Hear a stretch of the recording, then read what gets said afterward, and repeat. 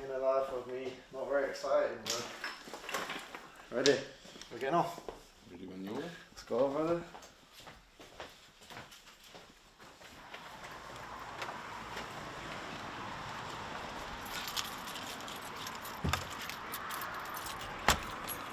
Cause I'm living so far away at the minute, I'm not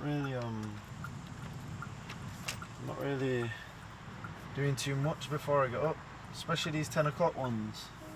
I kind of wake up. I don't even have breakfast. I have breakfast when I get to training, so wake up, get a shower, get ready, get off, mate, on the road.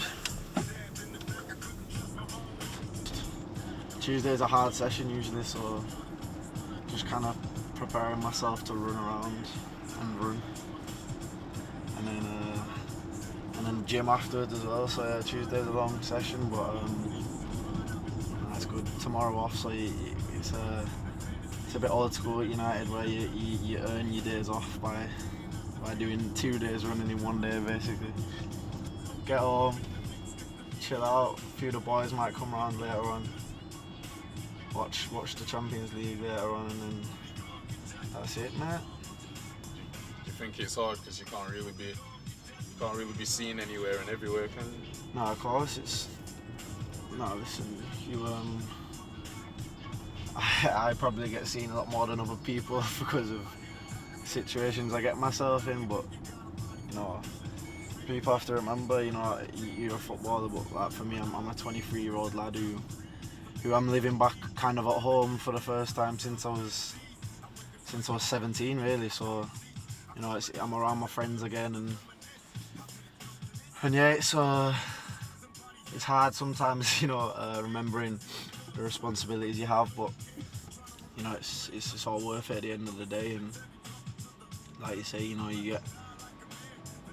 gotta remember that you're in the public eye a lot, and everything you see you seen doing has an effect on other people, and of course on your image as well. So Everybody loves the sunshine. I didn't think you'd like a little bit of my life. Well, it's my playlist crazy, bro. You'll go from Tupac to Patsy Cline to Arctic Monkeys in 3 songs, bro. I'm not judgmental when it comes to music. If I like a song, I just like it. To be fair, I think I was always kind of naive with football in terms of ever since I was like 5, I always said I was going to be a footballer, and I kind of never really had any backup plans, you know what I mean? So I was probably naive in that sense. Like, I was probably one of the kids in school where all the teachers are like, what are you doing, what are you going to do when you're older? And I was like, oh, I'm going to be a footballer, innit, don't worry about it. And they were probably like, yeah, we've heard this a million times, but in my head, I kind of, it was a footballer or nothing. I didn't really, like I said, I didn't really have a plan B. I'd say, when did so I was at Leeds from I think I signed my first contract at Leeds when I was 7, and then I was there till under 14s or 15s, and then I went to Bradford at under 16s, and that's when I got offered my scholarship, which is full time.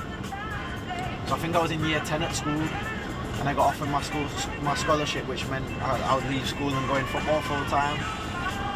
And I guess that's when I kind of thought, right, I'm getting paid to play football, even though I was getting paid what must it have been? £80 a week or something. So I think we got £340 a month. And I thought I was living, I thought I'd cracked it. Living at home, didn't have to pay no bills, nothing. Not bad when you're 16, is it? Nah, it was good, man. And I think that's probably the time when maybe before I was kind of just saying it, whereas at that time was the time when I thought, right, I've really got a chance here, I can actually do this. And then obviously things happened at Bradford, and I did all right there, and then went to Swansea, and then the rest is history. It's mad that that's what's that now, 7 years ago. It's crazy. I can remember walking in and getting offered my scholarship like it was yesterday, and that was 7 years ago, bro. So it's crazy how quickly the time goes. And then I signed my first pro contract on my 17th birthday. So, yeah, man. Again, it was crazy that I signed a 3-year deal, and at the time it was the longest contract they'd ever offered a scholar at Bradford. Which again was a crazy feeling for me, and then obviously not long after that, Swansea bought me as well. So I remember me and my dad and signed a contract in Bradford at the stadium, and then I took my dad for a Nando's in Bradford. It was the first time that I'd ever bought him like dinner or whatever it was. I always remember that, and he always brings that up. And then every contract after that, I've always bought him a Nando's. So kind of something we've always done. But it's like them little moments that you'll always remember with your family and stuff, that's what make it so special. I bet, man. The gaff was on me in the summer still. Yeah, I remember my agent rang me and he said there was Sheffield United and a couple other clubs, and he was like, Sheffield United would be good, wouldn't it, because you'd be back home? I was like, yeah, Sheffield United would be good. And he was like, the manager there loves you. And I was like, I swear me and the manager had a bit of like aggro last year when we played each other for Swansea on the pitch. And he was like, yeah, that's what he loves about you. And then I spoke to the gaffer a couple of times, and yeah, it just made me feel really wanted and really like loved. You know, he said every time he'd played against us, like the boys didn't really like playing against me, and you know, he said I'd be a perfect fit for the club. He said the fans would love me, and you know, the way that they played would suit me. And you know what the gaffer's like, he can persuade you that a stone's not a stone, you know what I mean? And I spoke to him a few times that summer. Obviously it took a bit longer than what we expected, and like I was saying to you before, it was a tough decision to leave Swansea because of everything they'd done for me. But you know, the opportunity to play for Sheffield United and to play back in the Premier League again and under this manager was something that I couldn't turn down. And when I spoke to Swansea about it, they understood my position, and I think they wanted to get rid of me anyway, so it worked out both ways. Nah, it was crazy, man. And I rang my dad and rang my mum, and I said, I think it looks like I'm coming back home. And you know, obviously my dad, even when I was at Swansea, my dad would come to every one of my games, whether it be on a Tuesday night in Swansea or wherever it be. And you know, travelling to Sheffield's a lot closer for him, so you know, he was over the moon for it. And you know, all my family back up here, and even the ones in Scotland, it's a lot closer for them to travel to Leeds than it is to Swansea. So anyway, it just made sense. It was a perfect move for me at the perfect time of my career, and like I say, I'm thankful for the Blades and for the gaffer for giving me that opportunity. And now it's just time to well, keep putting in the performances and see where we get. You know, who would have thought we'd be in this position now, and let's keep it going, man. It's fun. It's a fun journey, and you know, I don't want it to stop. So let's keep it going.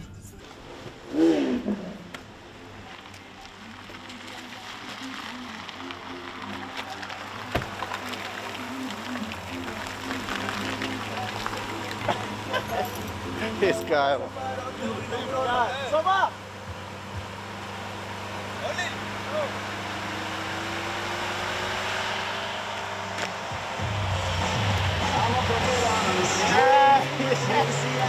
The guy wants to Arctic Monkeys the other day.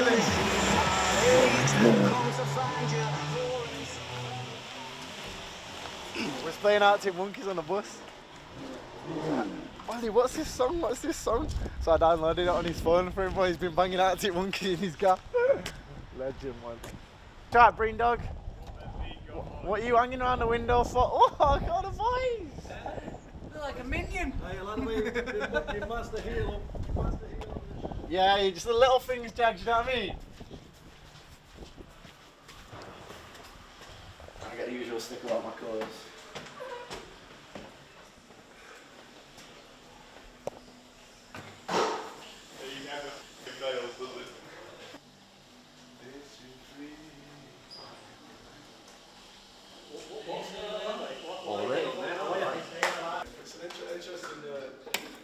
That's why the trainers are matched up, innit? You like training, innit? Clever. It's not football now. What was that? We're not getting walloped? Matty, Don't believe it. are we getting walloped? Are we getting walloped? Don't listen to Are we getting walloped? I'm asking you now. You had a nice day yesterday, though. Did I? Matty, are we getting walloped? He's prodding and pushing me, seeing my body fats. But he does it like the day after we didn't do training on purpose so that my body fats are going to be up.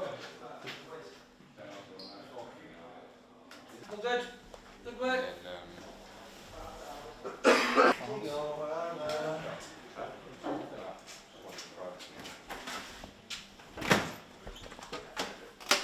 Everything I do, I do it later.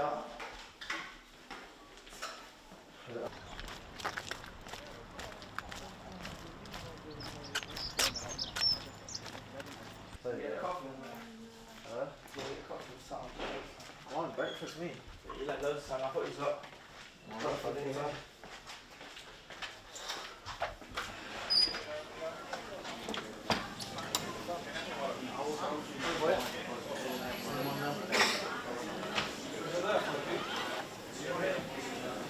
Wow, this is going to be one interesting day.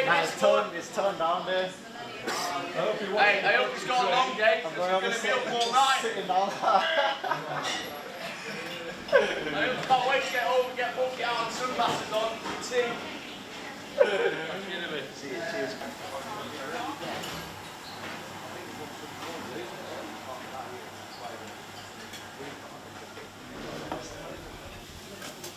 Where am I?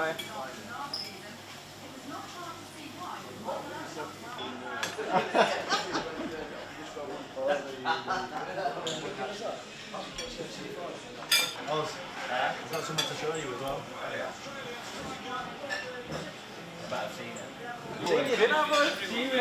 I didn't see you till it was too late though. That's alright.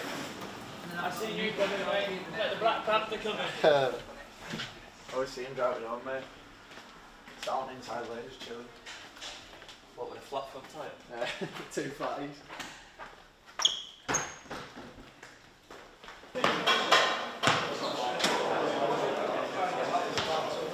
This one's quicker. Quick as you can. Come on. Come on. Keep going. Keep going. Keep going. What are you laughing at? I'm done, I'm off. The speed on that was... Hey, this is so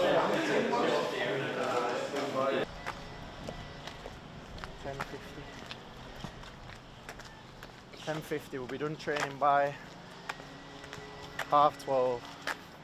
So what is it you've got to do now? So you just done Run. Now we're on prehab. Now we got just get boots on, go out, and it'll be warm-up runs, games, some other football stuff, and then more runs, then lunch, and then this afternoon it'll be leg weights, squatting and stuff, and then jet off. Usually the walk back up is what you can tell what you're doing. See how hard it's going to be because all the cones set up. Does it look like a hard day today? Yeah. Hey, Wardy. Yeah, it's not looking very fun today, mate, I'll tell you that. Wow. So you can hit 5K. It's a boot room. I'm going to go for MC9s today. What runs is it? Just sprint today, mate. Just sprints? Yeah. What, the 5-second ones? Yeah. Well, like, yeah, the match day stuff. Take that.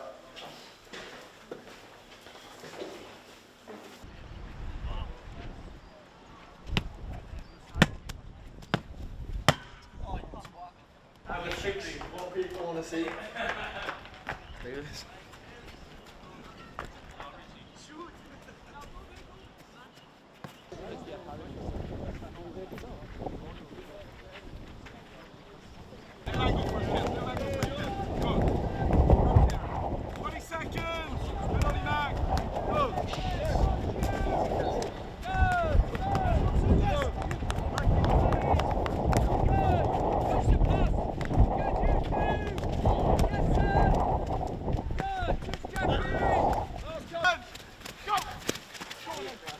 thing, bro. Manos, man. I'll see you all in the middle. Another hard day's grafting, mate. Just, you know, me usual graft. Nah, it was good. Tough, but enjoy my day off tomorrow now. It's probably the closest simulation to game, and I've always, up until this year, I've always had the mentality kind of train through the week just to get me to the game instead of like replicating the game through the week so the game's easy. I kind of like saved myself for the game, whereas this year it's kind of been different, and like that's what I say, it took so much of a toll on me at the start and took so much adjusting to, but you know, the benefits are there for everybody to see, so you can't really argue with it, you know what I mean? But I do moan. Nah, I'm not that bad, you know. I don't really moan about the training because it's football. If we're doing football and we're doing a lot of football, I'll never moan. If we're running, I'll moan. And if we're gym, I'll moan. But as long as it's football, I won't moan. But yeah, running and gym, man. It's not one of them like we're getting ahead of ourselves. It's more one of them like, look what we can achieve. Like, we're in this position for a reason. You know, we've not been given this position. Like, we've got these points by ourselves. No one's given us the points. Like, you know, it's there for us to take, and you know, there's no reason why we can't go and do it. We just got to keep doing what we have been doing. People say, oh, it's Sheffield United, but listen, if we're winning games and other teams are, then we deserve to be up there talking about fighting for Europe or Champions League or whatever. And you know, obviously as players, we want to play at the best level we can, and you know, for us to play in the Champions League or the Europa League is what we've dreamed about. So you know, it's within our grasp, and we've got to make sure we go out and do it. So of course we talk about it in the dressing room. You know, the boys have a bit of banter about it, and you know, like I'm sure other fans do. But if we look at it realistically, you know, there's no reason why we can't go and do it. Like I say, we're not getting ahead of ourselves, but we're in this position for a reason, and you know, it's down to us to try and stay there. So that's what all the boys talk about, and that's what we're going to try and do. So how do you feel on the pitch when you got fans singing songs for you and stuff like that? Do you ever get used to that, or is it? I don't think I ever will, mate.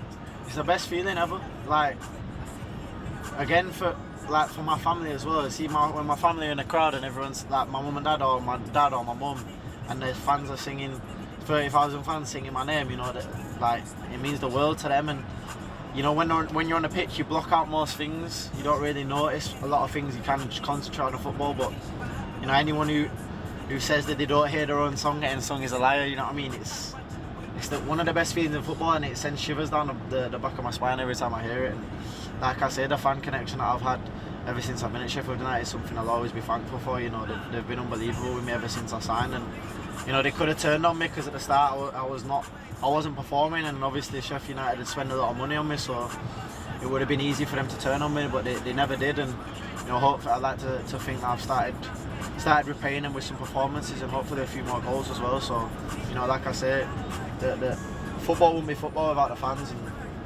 they're a massive part of it. So you know, a lot of the reason we play is to make the fans happy, and that connection I think is vital. And I think especially this season, it's something that I know the boys were telling me it's the best that the connection that the fans have had with the players in a long time. So you know, it's something that I'm really proud to be a part of.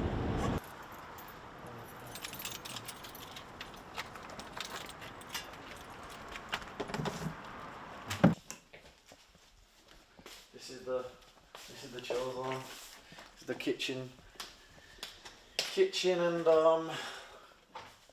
the chill area, and then in the summer we'll chill out there. In fact, I'll show you through here. Come through it. This is where I chill most of it.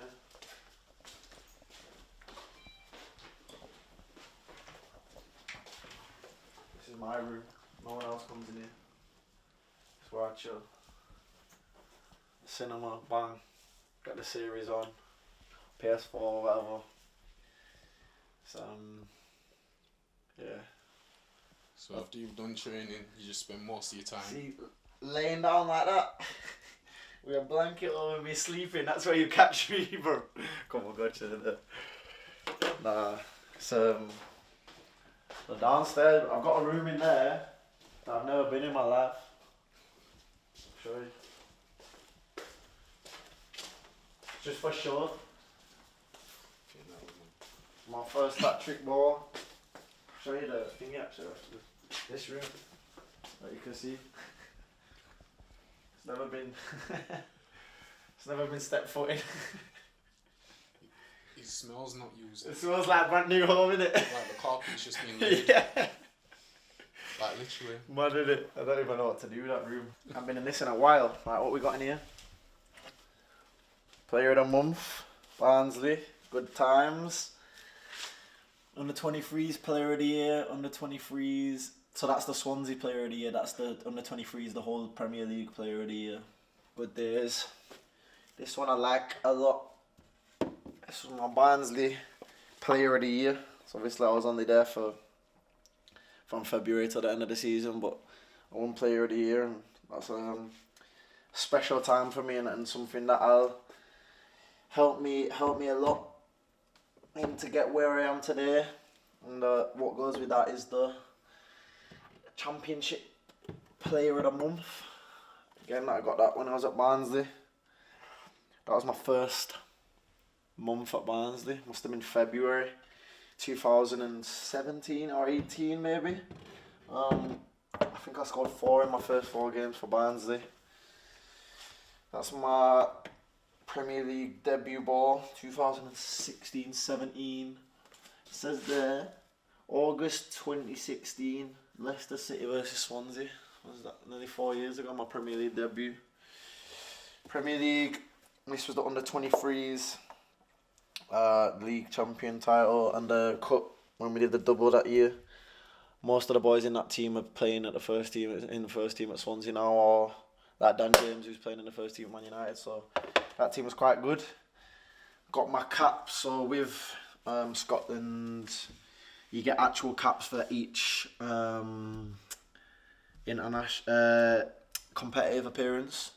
So like the friendlies, you don't get caps for. The friendlies, you'll get like these. So it's like, that was against Peru. That was one of my first games in Lima. What's that one? Hungary. What's that? Albania. Israel. So I've been in a lot of places. Cyprus, Russia, Israel, Kazakhstan. All sorts of places. More mementos. This, one of my prized possessions. And look at this tee. So one day, got this through the post. Didn't order nothing from Gucci. It says, "Dear Mr. McBurney, I wish you an enjoyable holiday season on behalf of Gucci. As a wholesome sign of our gratitude, I sincerely hope that you will appreciate this unique gift from us. We greatly appreciate both your passion and your enthusiasm for our brand, and I look forward to assisting you in the future. Kind regards, Gucci client and advisor." So she'd sent me, because I'd spent too much money in Gucci, sent me like Christmas cards and envelopes and a Gucci diary. So she says like it's a unique, one of the kind. I've only sent it out to me, so something for me that goes in my memories as well. Next to my Scotland caps and my hat-trick ball is my Gucci letters. And obviously I got my hat-trick ball over there from my debut at Newport against Luton, and then this is my hat-trick ball. What game was this? Under 23s game, I think it was. Maybe, I'd like to say Newcastle, which is a good sign for this weekend, hopefully. Newcastle at home. Right now. That's it, that's my trophy cabinet. The rest of it's all at my dad's house, man. My dad keeps everything. T, it's been a pleasure. Welcome to a day in the life of OLI MCBURNIE. I'll get out of here, man. I got to sleep.